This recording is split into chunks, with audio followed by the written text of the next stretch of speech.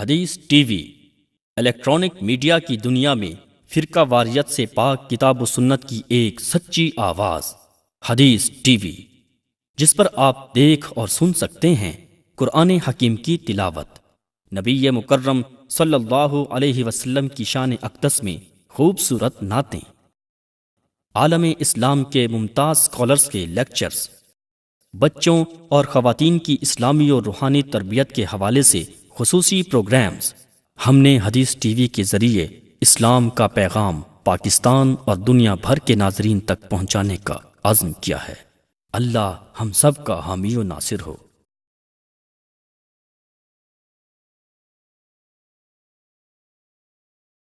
بادِ رحمت sink sink جائے، بادِ رحمت سنک سنک جائے، وادی جان مہک مہک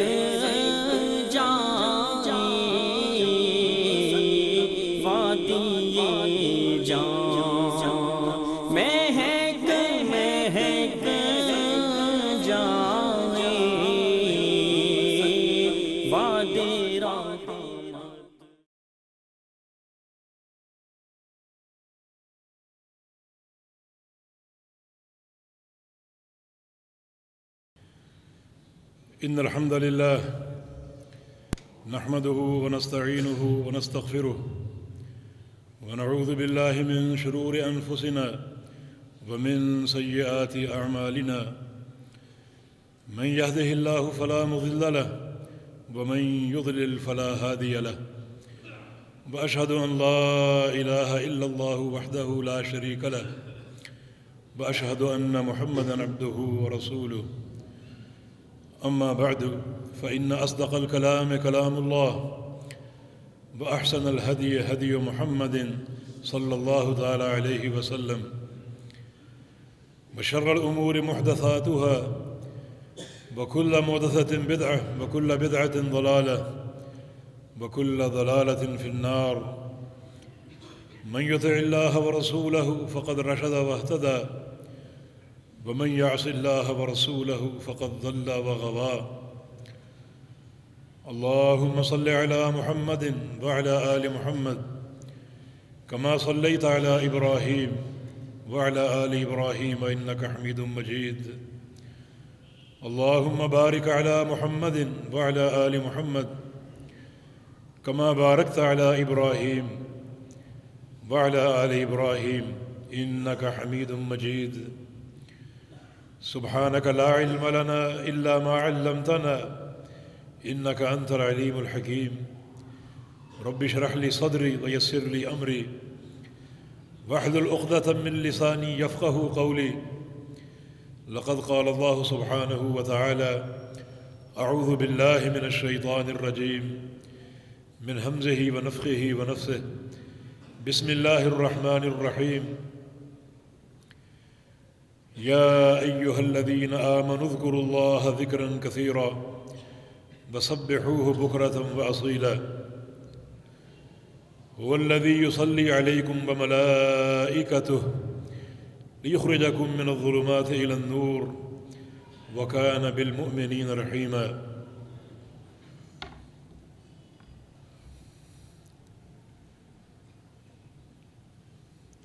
رسول اکرم صلی اللہ علیہ وسلم سے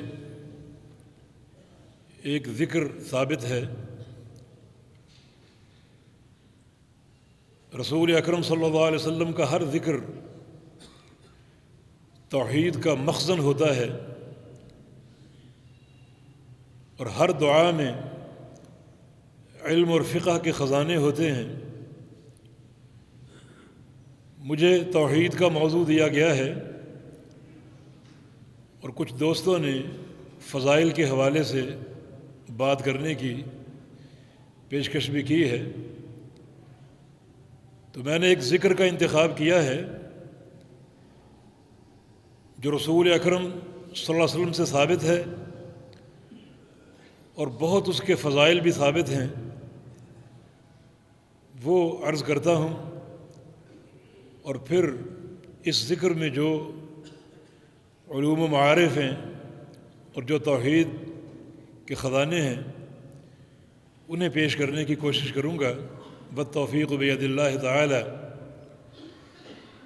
یہ ذکر ہے سبحان اللہ والحمد للہ ولا الہ الا اللہ واللہ اکبر، یہ 4 کلمات ہیں۔ چند احادیث ملاحظہ ہوں۔ نمبر 1، سمرہ بن جندب رضی اللہ تعالی عنہ سے مروی ہے، اور یہ حدیث صحیح مسلم میں ہے۔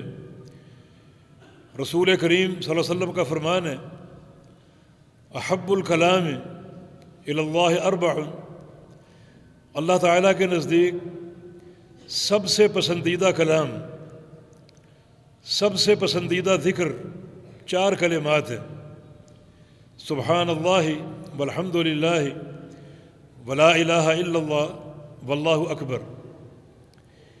یہی حدیث ابو داؤد طیالسی میں جناب سمرہ سے مروی ہے، اور اس کے الفاظ یوں ہیں کہ 4 من اطیب الکلام وہن من القرآن، کہ 4 کلمات اطیب الکلام میں سے ہیں، سب سے عمدہ اور میٹھا کلام ہے، اور یہ 4 کلمات قرآن پاک سے ماخوذ ہیں، سبحان اللہ والحمد للہ ولا الہ الا اللہ واللہ اکبر۔ مستدرک حاکم میں جناب ابو ہریرہ رضی اللہ تعالی عنہ سے مروی ہے، رسول کریم صلی اللہ علیہ وسلم کا فرمان ہے، اور یہ صحیح سند کے ساتھ ثابت ہے۔ آپ صلی اللہ علیہ وسلم نے ارشاد فرمایا کہ ان اللہ اصطفیٰ من الکلام 4، اللہ تعالیٰ نے 4 کلمات چن لیے ہیں، فرشتوں کے لیے بھی اور اپنے تمام بندوں کے لیے بھی۔ تو آپ اندازہ کریں کہ جو کلمات اللہ تعالیٰ کے چنے ہوئے ہوں ان میں کتنی عظمت ہوگی اور کتنی فضیلت اور ہیبت ہوگی۔ تو 4 کلمات اللہ تعالیٰ کے چنے ہوئے ہیں، سبحان اللہ والحمد للہ ولا الہ الا اللہ واللہ اکبر۔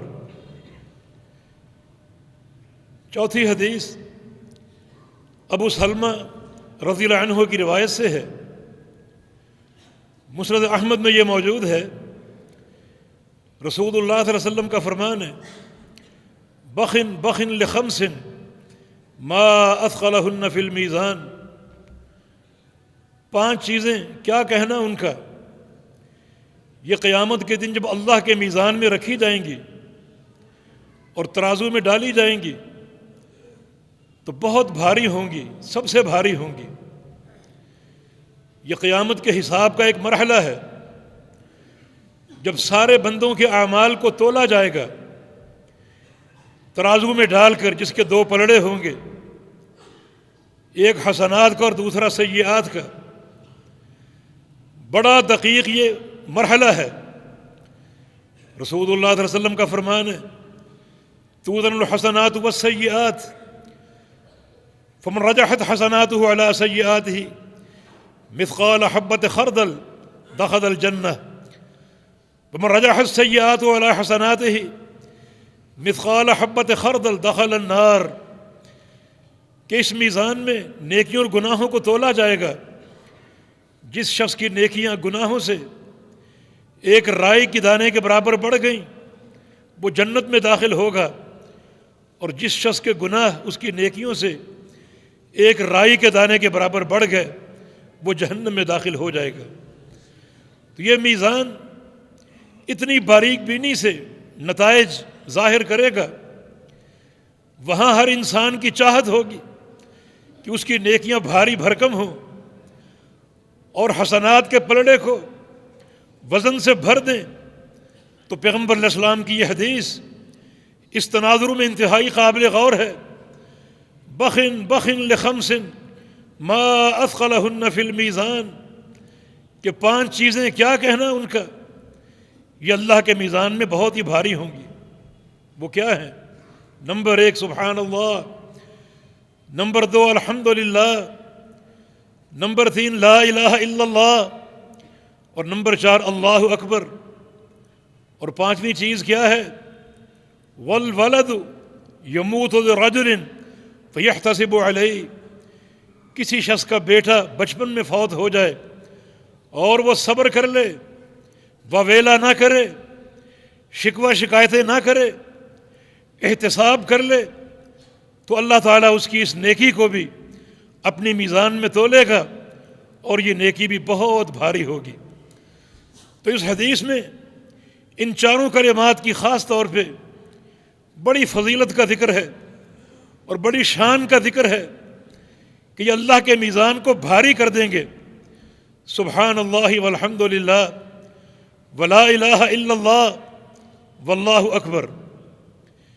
اس معنی میں اور بھی بہت سی احادیث وارد اور ثابت ہیں جن میں ان کلمات کی عظمت کا ذکر ہے۔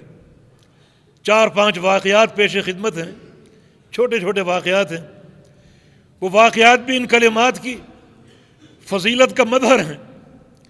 حدیث نمبر 1، رسول کریم صلی اللہ علیہ وسلم جب معراج پر گئے تو آپ کی ملاقات 7ویں آسمان پر ابراہیم خلیل اللہ علیہ الصلوۃ والسلام سے ہوئی، گفتگو ہوئی۔ جب پیارے پیغمبر لوٹنے لگے تو ابراہیم علیہ السلام نے رسول اکرم صلی اللہ علیہ وسلم کو امت کے لیے ایک پیغام بھیجا۔ وہ پیغام یہ ہے، یا محمد صلی اللہ علیہ وسلم اخر منی امتک السلام، اپنی امت کو جا کر میرا سلام کہہ دینا، میرا سلام پہنچا دینا۔ واخبرہم، اور انہیں یہ خبر دے دینا، بأن الجنت طیبۃ التربہ وعذبۃ الماء، کہ جنت کی مٹی بہت ہی عمدہ ہے اور جنت کا پانی بہت ہی میٹھا ہے۔ وإنہا قیعان، اور جنت کیا ہے؟ اس وقت ایک چٹیل میدان کی صورت میں ہے۔ ہر شخص کی جنت ایک میدان ہے، پودے آپ نے خود لگانے ہیں اور اس میدان کو باغات میں خود آپ نے تبدیل کرنا ہے۔ اب وہ پودے کیسے لگیں گے؟ فرمایا کہ امت کو بتا دینا کہ ان غراسہ، جنت کے پودے یہ ہیں، سبحان اللہ والحمد للہ ولا الہ الا اللہ واللہ اکبر۔ ایک بار سبحان اللہ کہو گے ایک پودا لگ جائے گا، الحمدللہ کہو گے ایک اور پودا لگ جائے گا۔ یہ ذکر کرتے جاؤ کثرت کے ساتھ اور جنت کے باغات کو گھنے بناتے جاؤ اور اپنے باغات خود ہی تیار کرتے جاؤ۔ یہ ان کلمات کی عظمت ہے اور ان کلمات کی شان ہے۔ دوسری حدیث انس بن مالک رضی اللہ عنہ سے مروی ہے، جامع ترمذی کی یہ حدیث ہے۔ رسول کریم صلی اللہ علیہ وسلم مدینہ منورہ میں تشریف لے جا رہے تھے، ایک درخت آپ نے دیکھا سوکھا ہوا، پتے سوکھے ہوئے۔ جب پیغمبر علیہ السلام نے یہ منظر دیکھا، کیونکہ پیغمبر علیہ السلام مربی تھے، بڑے حکیم تھے، بڑے دانا تھے، کوئی بھی چیز دیکھتے اس چیز میں کوئی نہ کوئی نصیحت کا پہلو آپ تلاش کر لیتے اور اس کو سامنے رکھ کر اپنے صحابہ کو نصیحت فرما دیتے۔ یہ سوکھا درخت آپ نے دیکھا اور سوکھے پتے آپ نے دیکھے، کائنات کے سردار محمد الرسول اللہ صلی اللہ علیہ وسلم اس درخت کے پاس چلے گئے، اپنا ہاتھ اس کی شاخ کو مارا، پتے جھڑ گئے اور سارے پتے گر گئے۔ تب رسول اللہ صلی اللہ علیہ وسلم نے ارشاد فرمایا کہ ان الحمد للہ وسبحان اللہ ولا الہ الا اللہ واللہ اکبر لتساقط الذنوب، کہ 4 کلمات جو ہیں سبحان اللہ والحمد للہ ولا الہ الا اللہ واللہ اکبر، انسان کے گناہوں کو جھاڑ دیتے ہیں۔ کما تساقط ورق هذه الشجرہ، جیسے اس درخت کے پتے جھڑ گئے، ایک ہلکی سی ٹھوکر سے اس درخت کے پتے جھڑ گئے، اسی طرح جب انسان یہ ذکر کرتا ہے، سبحان اللہ کہتا ہے، الحمدللہ کہتا ہے، لا الہ الا اللہ کہتا ہے، اللہ اکبر کہتا ہے، تو اس کے گناہ جو ہیں اس پودے کے پتوں کی طرح جھڑ جاتے ہیں، اور وہ بندہ ان اذکار کی برکت سے اپنے گناہوں سے پاک صاف ہو جاتا ہے۔ تیسرا واقعہ،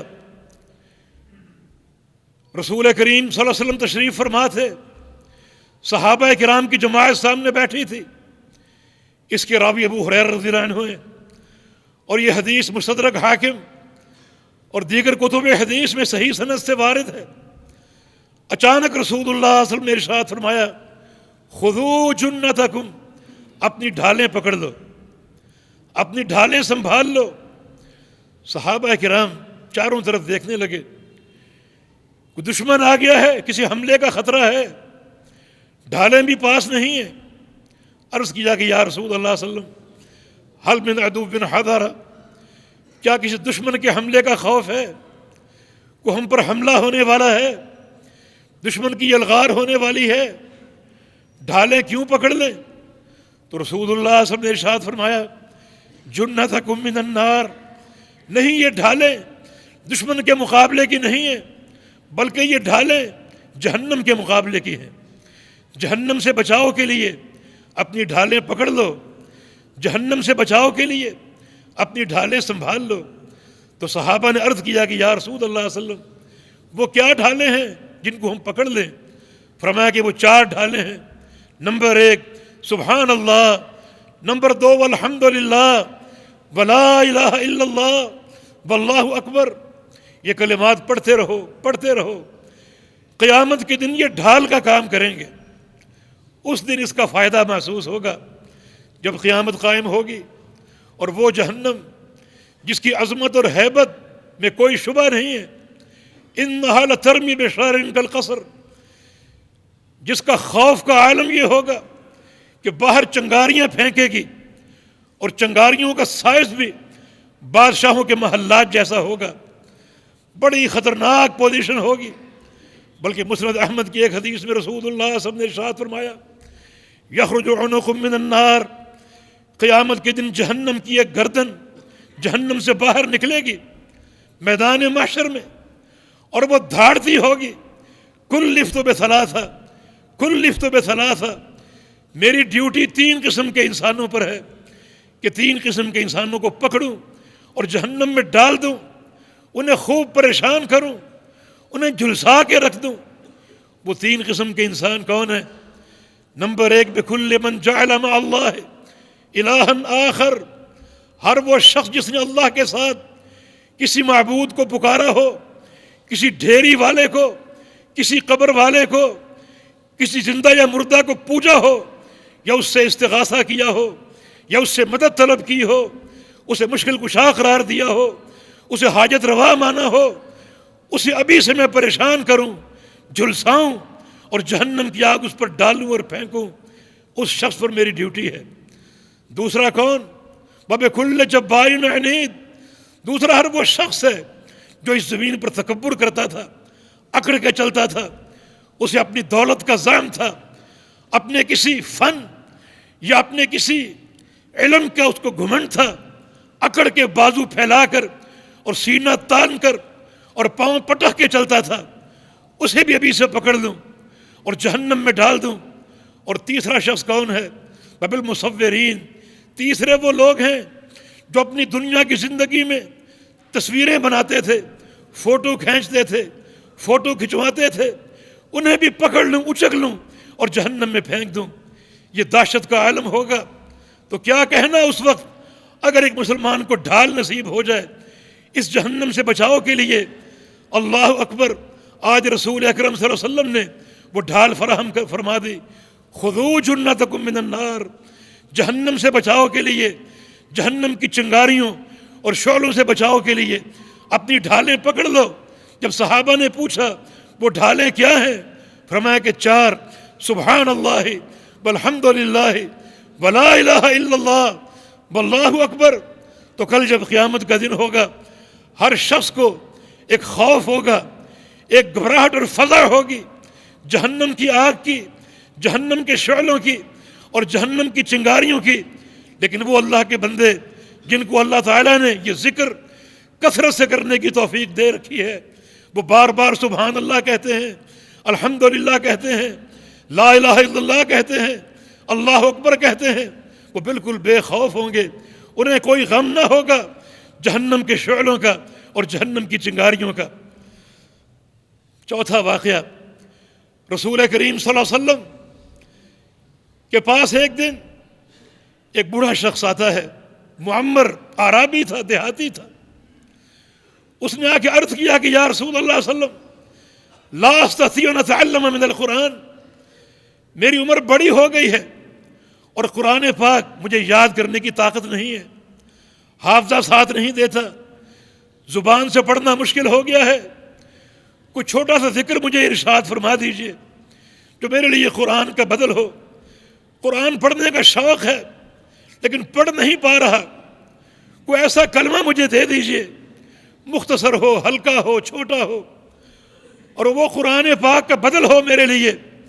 تو رسول اللہ صلی اللہ علیہ وسلم نے فرمایا کہ قل، ہاں تم یہ کہو، سبحان اللہ والحمد للہ ولا الہ الا اللہ واللہ اکبر ولا حول ولا قوت الا باللہ۔ یہاں پر 5 کلمات کا ذکر۔ اس نے کہا کہ یا رسول اللہ صلی اللہ علیہ وسلم مجھے ذرا پڑھنے دیجئے تاکہ یہ کلمات میری زبان پر آ جائیں۔ اپنے ہاتھ اس نے کھول لیا ایک اور کہا سبحان اللہ، اور ایک انگلی بند کر لی، والحمد للہ ولا الہ الا اللہ واللہ اکبر ولا حول ولا قوت الا باللہ۔ مٹھی بند ہو گئی۔ اب وہ کہتا ہے کہ یا رسول اللہ صلی اللہ علیہ وسلم، ھذا للہ مالی، یہ تو اللہ کے لیے ہے، اس میں تو اللہ کا ذکر ہے، میرے لیے کیا ہے، مجھے کیا حاصل ہوگا، کچھ مجھے بھی دیجئے۔ فرمایا ہاں تم بھی لے لو، قل اللہم اغفر لی وارحمنی وعافنی وارزقنی واہدنی، 5 چیزیں۔ کہا مجھے پڑھنے دیجئے، بائیں مٹھی کھول لی، اللہم اغفر لی وارحمنی وعافنی وارزقنی واہدنی، یہ مٹھی بند ہو گئی۔ اس کا معنی کیا ہے؟ یا اللہ مجھے معاف فرما دے، یا اللہ مجھے ہدایت دے دے، یا اللہ مجھے عافیت دے دے، یا اللہ مجھے دنیا کا رزق کشادگی کے ساتھ عطا فرما دے، یا اللہ کل قیامت کے دن میرے درجات بلند فرما دے۔ یہ 5 کلمات ہو گئے، دونوں مٹھیاں بند ہو گئیں۔ اٹھا، دونوں ہاتھوں کو بند کیے ہوئے وہاں سے روانہ ہو گیا، یہ کلمات دہراتے ہوئے۔ جب آنکھوں سے اوجھل ہو گیا تو رسول اللہ صلی اللہ علیہ وسلم نے ارشاد فرمایا، اما ھذا فقد ملا یدیہ بالخیر، یہ بوڑھا بابا اپنے دونوں ہاتھ خیر کے خزانوں سے بھر کر لے گیا۔ خالی ہاتھ آیا تھا اور خیر کے خزانے اپنے ہاتھوں میں بھر کے لے گیا۔ 5واں واقعہ، مسند احمد اور امام بہقی کی شعب الایمان میں یہ حدیث وارد ہے، ام ہانی کی روایت سے رضی اللہ عنہ۔ یہ پیغمبر علیہ السلام کی چچا زاد بہن ہے، ابو طالب کی بیٹی۔ نبی علیہ السلام اس کے پاس گئے، بوڑھی ہو چکی تھی۔ اللہ کے پیارے پیغمبر سے عرض کیا کہ یا رسول اللہ صلی اللہ علیہ وسلم، انی قد ضعفت و کبرت، کہ میں بوڑھی ہو چکی ہوں، عمر رسیدہ ہو چکی ہوں، فعلمنی، مجھے کچھ سکھا دیجئے، کچھ علم دے دیجئے، اعملہ وانا جالسۃ، جو بیٹھے بیٹھے کر لوں، جس کے لیے زیادہ تحرک نہ ہو، زیادہ محنت نہ ہو، بیٹھے بیٹھے وہ کام کر لوں۔ تو رسول اللہ صلی اللہ علیہ وسلم نے فرمایا کہ ہاں ام ہانی، میں تمہیں 4 باتیں دیتا ہوں۔ نمبر 1، قولی سبحان اللہ 100 مرہ، اور ایک حدیث کے الفاظ ہیں سبح اللہ 100 تسبیحہ، کہ 100 بار سبحان اللہ کہو، 100 بار سبحان اللہ کہو۔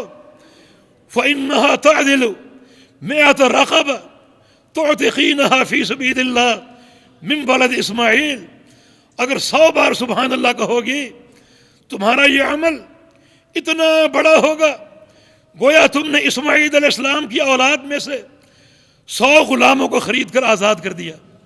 اتنا اللہ اجر دے گا، اتنا اللہ اجر دے گا کہ 100 دفعہ سبحان اللہ کہو، 100 غلاموں کو آزاد کرنے کا اجر ملے گا۔ اور غلام بھی عام نہیں، بلکہ وہ غلام جن کا تعلق اللہ کے نبی اسماعیل علیہ السلام کی اولاد میں سے ہوگا۔ جبکہ ایک شخص اگر کسی ایک عام غلام کو خرید کر آزاد کر دے تو پیغمبر علیہ السلام کا فرمان ہے کہ اعتق اللہ بکل عضو منہ کل عضو منہ من النار، اللہ تعالیٰ اس غلام کے ہر عضو کے بدلے اس شخص کے ہر عضو کو جہنم سے آزاد کر دے گا۔ اور یہاں تو 100 غلاموں کے آزاد کرنے کا اجر ہے، اور غلام بھی عام نہیں بلکہ وہ غلام جن کا تعلق اولاد اسماعیل علیہ السلام سے ہے۔ پھر فرمایا کہ فحمد اللہ مئۃ تحمیدہ، ام ہانی پھر 100 دفعہ الحمدللہ پڑھ ڈالو، الحمدللہ کہہ ڈالو۔ اس کا اجر کیا ہے؟ اس کا اجر یہ ہے کہ انہا تعدل مئۃ فرس، گویا تم نے 100 گھوڑے خریدے، تحملین علیہا فی سبیل اللہ، ہر گھوڑے پر کسی مجاہد فی سبیل اللہ کو تیار کر کے بٹھایا اور اس کو میدان جہاد میں روانہ کر دیا۔ یکے بعد دیگرے 100 گھوڑے تم نے خرید کر 100 مجاہدین کو تیار کر کے ان گھوڑوں کی پشتوں پر بٹھا کر جہاد کے میدان میں روانہ کر دیا۔ اللہ تعالیٰ 100 بار کے الحمدللہ کہ تمہیں اتنا اجر عطا فرمائے گا۔ اس کے بعد ہلیلی مئۃ تہلیلہ، ام ہانی 100 دفعہ لا الہ الا اللہ کہو۔ اس کا اجر کیا ہے؟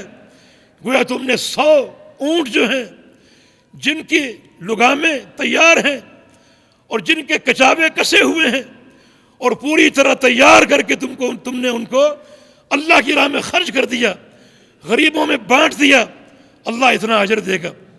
اور پھر 100 دفعہ اللہ اکبر کہو، تملأ ما بین السماء والارض، تمہاری یہ نیکی زمین و آسمان کے درمیان جو بھی فاصلہ ہے اس کو اجر سے اور اللہ کے فضل سے بھر دے گی اگر 100 دفعہ اللہ اکبر کہو گی۔ تو یہ بھی حدیث ان چاروں کلمات کی عظمت اور ان چاروں کلمات کے ثواب کا ذکر کرتی ہے۔ ثواب بہت بڑا ہے جس سے بعض لوگوں کو شاید شک گزرتا ہے کہ یہ حدیث ضعیف نہ ہو، نہیں، یہ حدیث حسن درجے کی ہے، اور بہت سے علماء نے اس حدیث کو حسن قرار دیا ہے، اور حدیث حسن جو ہے وہ مقبولہ حدیث میں شمار ہوتی ہے۔ یہ چند واقعات میں نے ان واقعات میں سے لیے ہیں جن میں ان کلمات کا اجر مذکور ہے اور ثواب مذکور ہے۔ اب تک کی بات سے یہ ثابت ہوا کہ چاروں کلمات اللہ کے پیارے پیغمبر سے ثابت ہیں۔ یہ چاروں کلمات رسول اکرم صلی اللہ علیہ وسلم کے فرمان کے مطابق انتہائی افضل ہیں۔ ایک اور حدیث یاد آ گئی صحیح مسلم کے حوالے سے، محدث امت ابو ہریرہ رضی اللہ عنہ اس کے راوی ہیں، رسول اللہ صلی اللہ علیہ وسلم نے ارشاد فرمایا، لأن اقول سبحان اللہ والحمد للہ ولا الہ الا اللہ واللہ اکبر احب الی مما طلعت علیہ الشمس، اگر میں ایک بار سبحان اللہ والحمد للہ ولا الہ الا اللہ واللہ اکبر کہہ دوں تو ایک بار یہ سب کہہ دینا اور پڑھ دینا مجھے زیادہ محبوب ہے ہر اس چیز سے جس چیز پر سورج کی دھوپ پڑتی ہے۔ جہاں جہاں تک سورج جاتا ہے، سورج کی تپش جاتی ہے اور سورج کی دھوپ جاتی ہے، اس چیز سے مجھے یہ چاروں کلمات ایک بار پڑھنا افضل ہے۔ صحیح مسلم کے حوالے سے یہ حدیث ہے۔ بڑے بابرکت یہ کلمات ہیں، بڑے مبارک یہ کلمات ہیں۔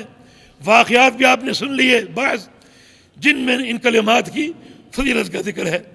تو یہ فضائل کا باب تھا۔ اب آئیے توحید کی طرف۔ میں نے عرض کیا کہ رسول کریم صلی اللہ علیہ وسلم کا ہر ذکر، ہر دعا خزانہ توحید ہے۔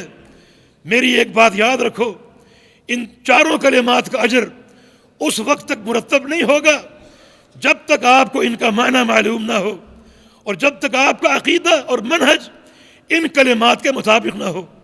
اگر آپ زبانی کلمات کو رٹ لیں سمجھے بغیر، سوچے بغیر اور اس کے منہج اور دعوت کو معلوم کیے بغیر تو ان کلمات کا کوئی فائدہ نہیں۔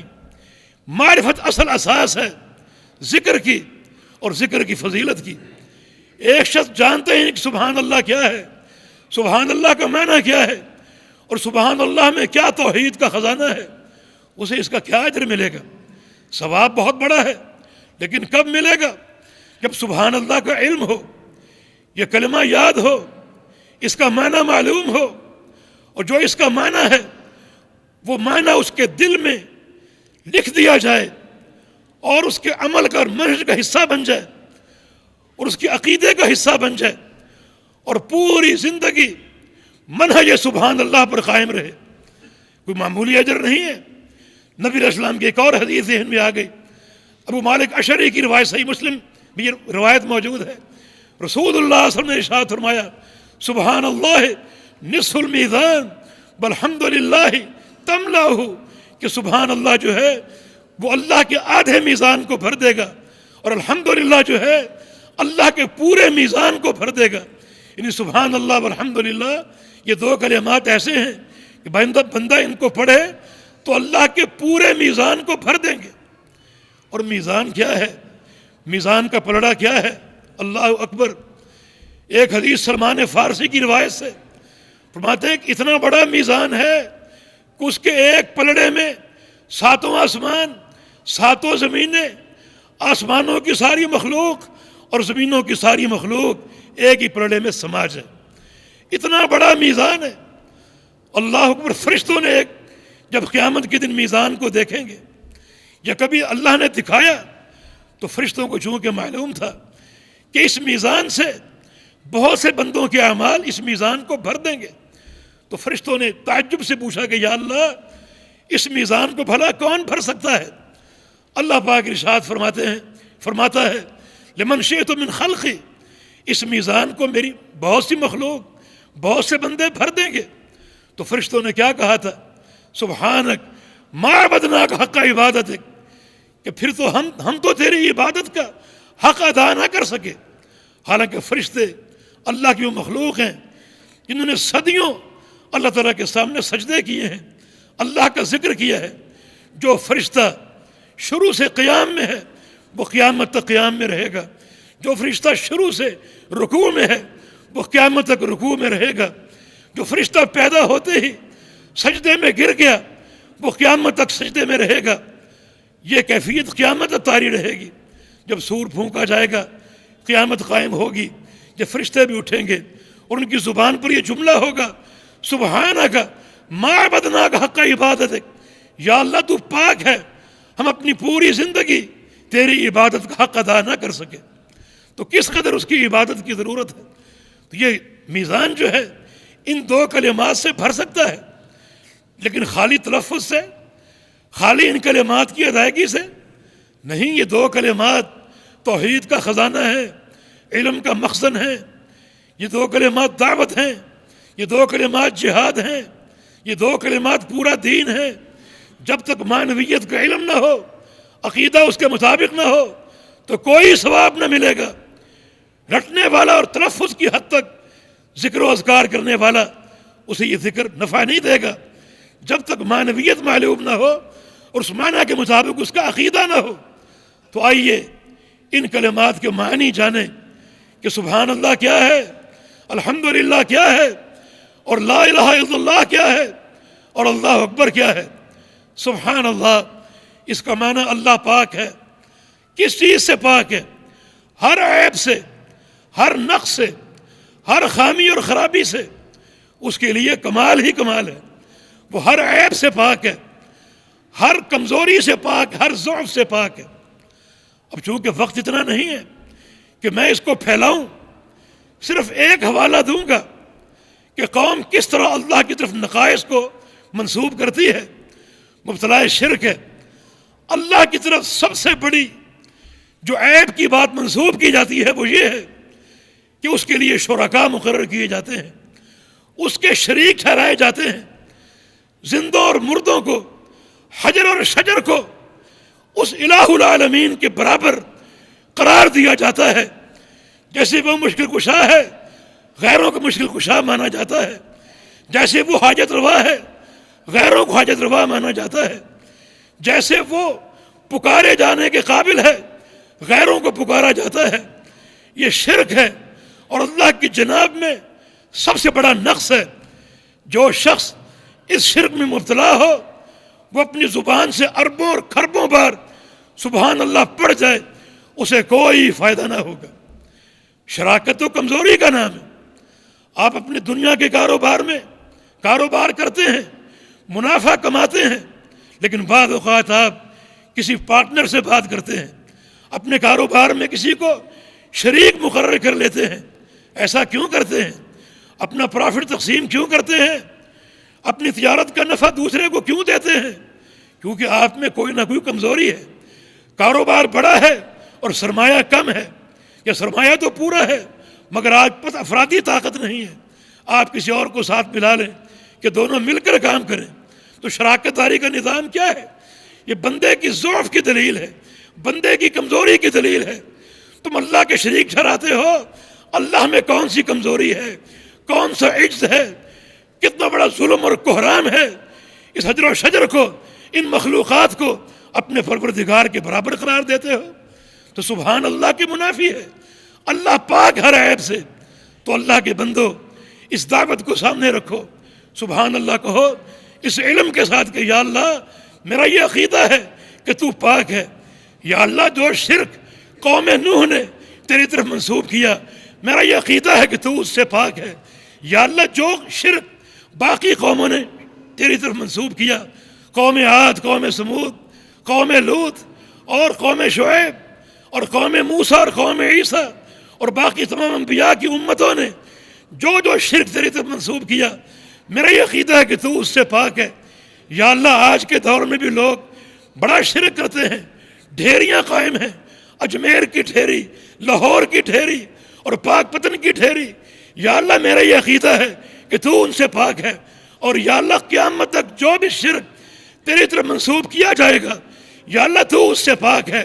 جب سبحان اللہ کہو، اس سارے معنی کے استحضار سے کہو اور پوری زندگی اس عقیدے پر قائم رہو، انشاءاللہ اللہ کی ذات سے امید ہے کہ اللہ تعالی ہمارے اس ذکر سے، اس عقیدے سے اپنے آدھے میزان کو بھر دے گا۔ الحمدللہ کیا معنی اس کا؟ تمام تعریفیں اللہ کے لیے ہیں، تمام تعریفیں اللہ کے لیے ہیں۔ یہ ال جو ہے الحمدللہ میں اس میں استغراق ہے، جنسیت ہے، جنس حمد، عموم حمد، جملہ محامد کس کے لیے ہیں؟ اللہ تعالیٰ کے لیے ہیں۔ یہ کلمہ ہے اور یہ عقیدہ ہے۔ سوال یہ کہ کیوں؟ اللہ تعالیٰ کے لیے کیوں ہے؟ ساری تعریفیں اللہ کے لیے کیوں ہیں؟ اس لیے کہ اللہ تعالیٰ کے لیے کمال مطلق ہے، اس کی تمام صفات، اس کے سارے نام، اس کے سارے افعال، اس کے سارے کام کمال پر قائم ہیں، ان میں کوئی نقص نہیں ہے۔ ہر صفت اس کی کامل ہے۔ اگر وہ سمیع ہے تو کمال کا سنتا ہے، ایسا سنتا ہے اس میں کوئی نقص نہیں ہے۔ اس کا سننا کیسا ہے؟ یعلم دبیب النملۃ السوداء فی الصخرۃ السماء وفی اللیلۃ الظلماء۔ رات کی تاریکی ہو اور سیاہ رنگ کا پہاڑ ہو، اس کی سیاہ رنگ کی چٹان ہو اور اس کی تہہ کے نیچے سیاہ رنگ کی چونٹی چل رہی ہو، اللہ اپنے عرش معلیٰ پر اس چونٹی کو دیکھتا بھی ہے اور اس کے چلنے کی آواز کو سنتا بھی ہے۔ ایسا اس کا دیکھنا اور سننا ہے۔ ہر صفت میں کمال ہے اور کوئی نقص نہیں ہے۔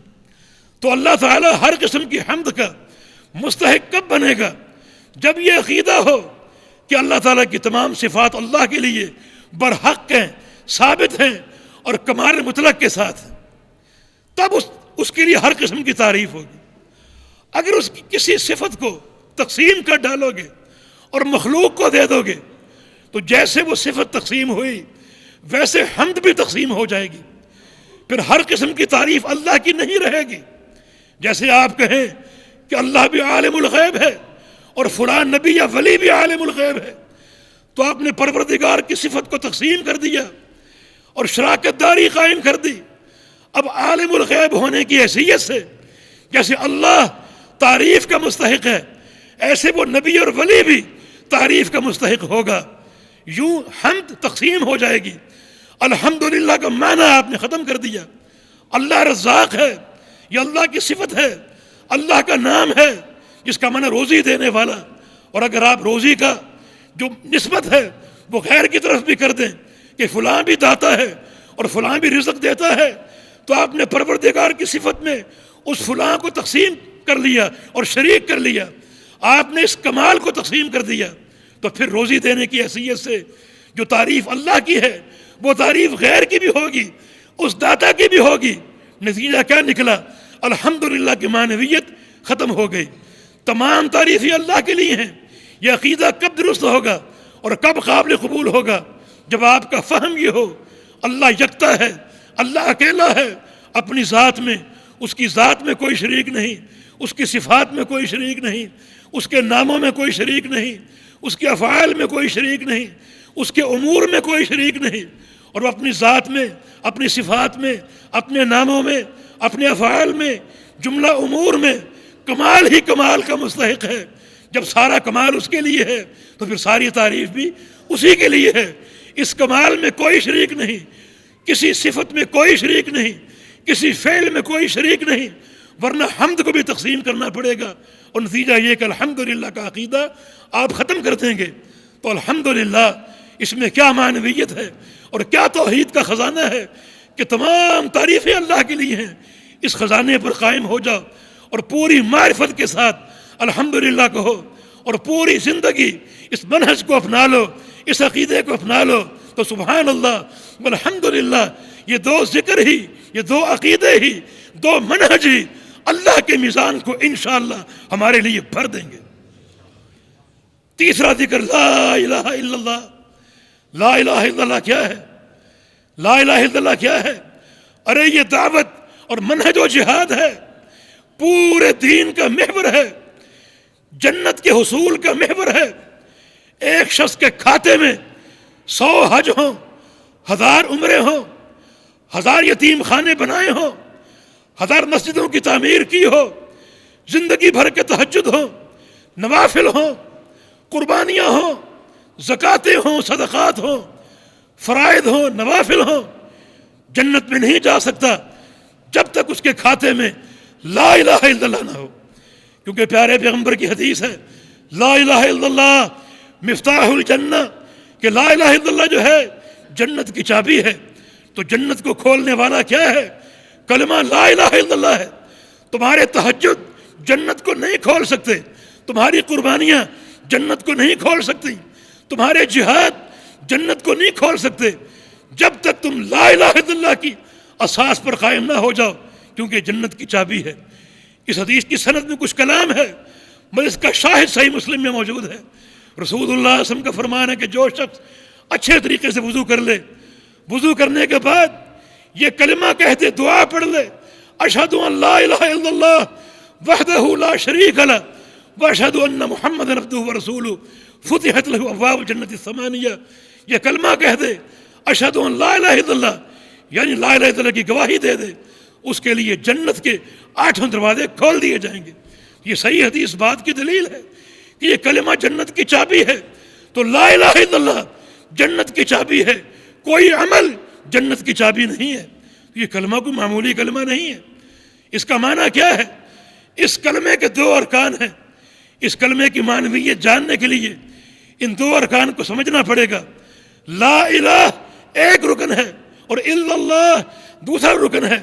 لا الہ کو رکن نفی کہا جاتا ہے اور الا اللہ کو رکن اثبات کہا جاتا ہے۔ لا الہ کسی چیز کی نفی کر رہا ہے، کسی چیز کا انکار کر رہا ہے، اور الا اللہ کسی چیز کو ثابت کر رہا ہے۔ بس وہ انکار کس چیز کا ہے اور اثبات کس چیز کا ہے، ان 2 چیزوں کو سمجھنا ضروری ہے۔ لا الہ کا معنی ہے کوئی معبود نہیں ہے، ہر قسم کے معبود کا انکار ہے۔ اس نفی کو سمجھو، اس نفی کے تقاضے کو سمجھو۔ کوئی معبود نہیں، نہ کوئی نبی، نہ کوئی فرشتہ، نہ کوئی جن، نہ کوئی انسان، نہ کوئی ولی، نہ کوئی مردہ، نہ کوئی زندہ، نہ کوئی زمین کے اوپر، نہ کوئی زمین کے اندر۔ لا الہ کوئی معبود نہیں۔ اس نفی کو سمجھ لو، اس پہ اٹل ہو جاؤ۔ کوئی سرکار نہیں، کوئی ٹھہری نہیں، کوئی حجر نہیں، کوئی شجر نہیں۔ نفی ہو گئی، اب آگے چلو۔ اگلا جملہ رکن اثبات ہے، ایک چیز کو ثابت کر رہا ہے۔ کس چیز کو ثابت کر رہا ہے؟ الا اللہ، صرف اللہ ہی معبود ہے، معبود حق، باقی سارے جھوٹے معبود ہیں، معبودان باطلہ ہیں۔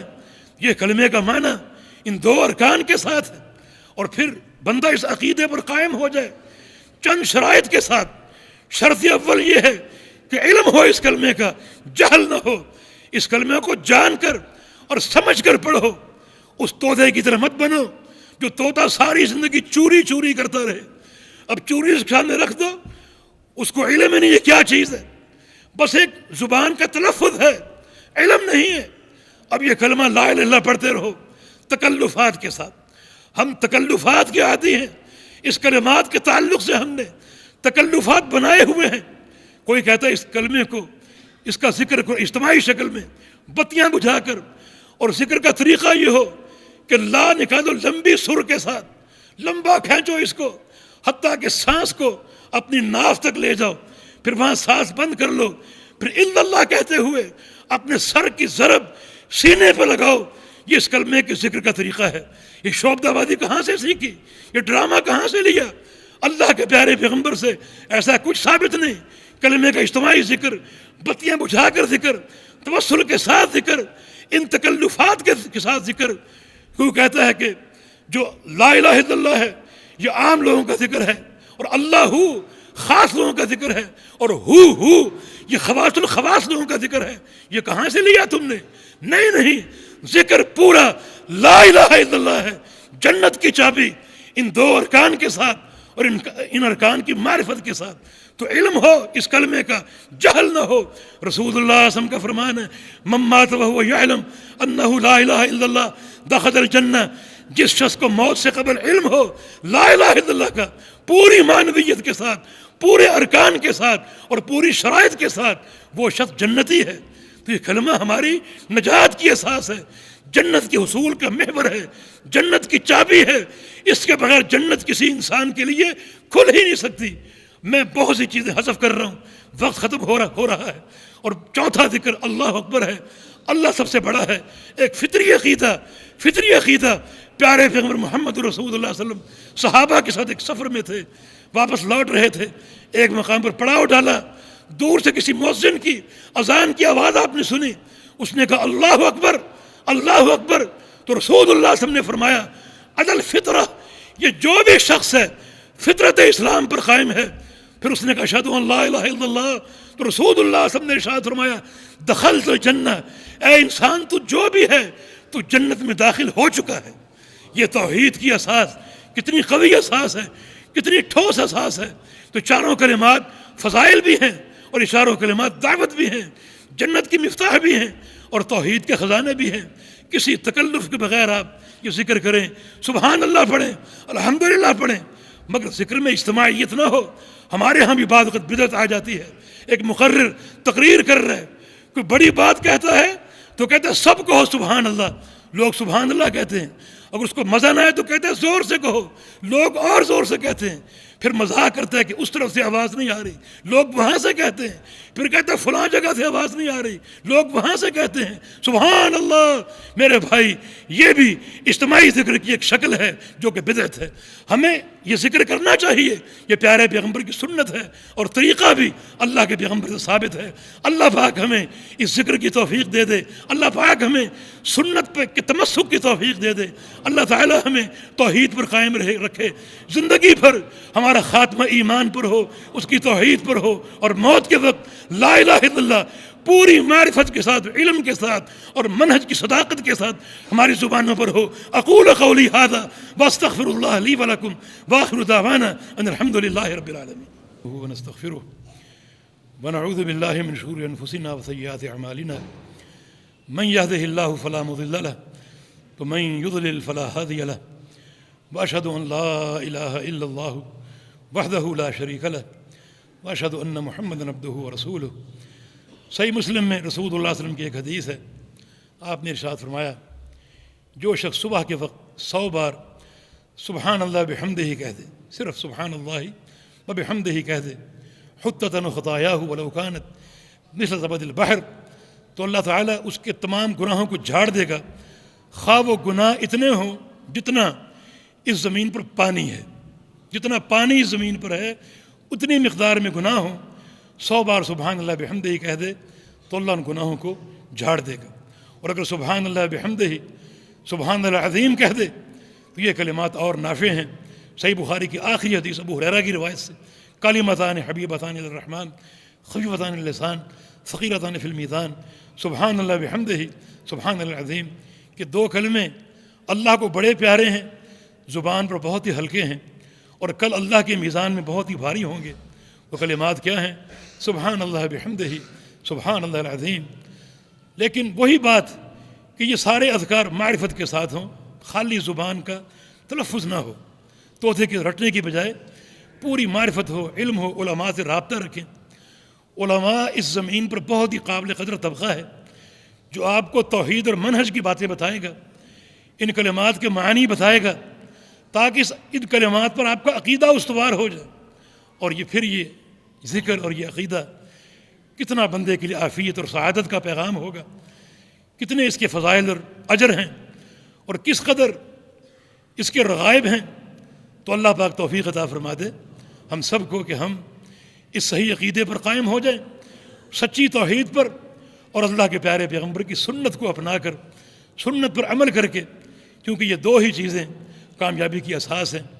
اور پھر ایک شرط، دل میں اخلاص ہو، اللہ کی رضا کے لیے نیکی ہو، ہر عمل ہو، ریاکاری نہ ہو، دکھاوا نہ ہو. تو ان شرائط کے ساتھ اگر زندگی بسر ہو جائے تو یقیناً وہ کامیابی کی ضمانت ہوگی. اللہ پاک مجھے اور آپ کو توفیق عطا فرما دے. اللہ تعالیٰ اس حاضری کو قبول فرما لے. اللہ ہم سب سے راضی ہو جائے. اللہ تعالیٰ ہم سے اپنی ناراضگی کا معاملہ نہ فرمائے، بلکہ اپنی محبت کا، اپنے پیار کا اور اپنی رحمت کا معاملہ فرما دے. یقیناً اللہ تعالیٰ رحم فرمانے والا ہے، اس کی رحمت 70 ماؤں کے پیار سے زیادہ ہے. اللہ پاک ہمیں اس پیار کا اور رحمت کا مستحق قرار دے دے. اما بعد فإن خير الحديث كتاب الله وخير الهدي هدي محمد صلى الله تعالى عليه وسلم وشر الأمور محدثاتها وكل محدثة بدعة وكل بدعة ضلالة وكل ضلالة في النار. من يطع الله ورسوله فقد رشد واهتدى ومن يعص الله ورسوله فقد ضل وغوى. اللهم صل على محمد وعلى آل محمد كما صليت على إبراهيم وعلى آل إبراهيم إنك حميد مجيد. اللهم بارك على محمد وعلى آل محمد كما باركت على إبراهيم وعلى آل إبراهيم إنك حميد مجيد. ربنا لا تؤاخذنا إن نسينا أو أخطأنا ربنا ولا تحمل علينا إصرا كما حملته على الذين من قبلنا ربنا ولا تحملنا ما لا طاقة لنا به واعف عنا واغفر لنا وارحمنا أنت مولانا فانصرنا على القوم الكافرين. ربنا أفرغ علينا صبرا وثبت أقدامنا وانصرنا على القوم الكافرين. اللهم انصر المجاهدين في كل مكان. اللهم انصر إخواننا في كشمير. اللهم انصر إخواننا في أفغانستان. اللهم انصر إخواننا في الشام. اللهم انصر إخواننا في فلسطين. اللهم انصر إخواننا في العراق وفي كل مكان. رب اغفر وارحم وأنت خير الراحمين. ربنا تقبل منا إنك أنت السميع العليم وتب علينا إنك أنت التواب الرحيم برحمتك يا أرحم الراحمين. وصلى الله على النبي.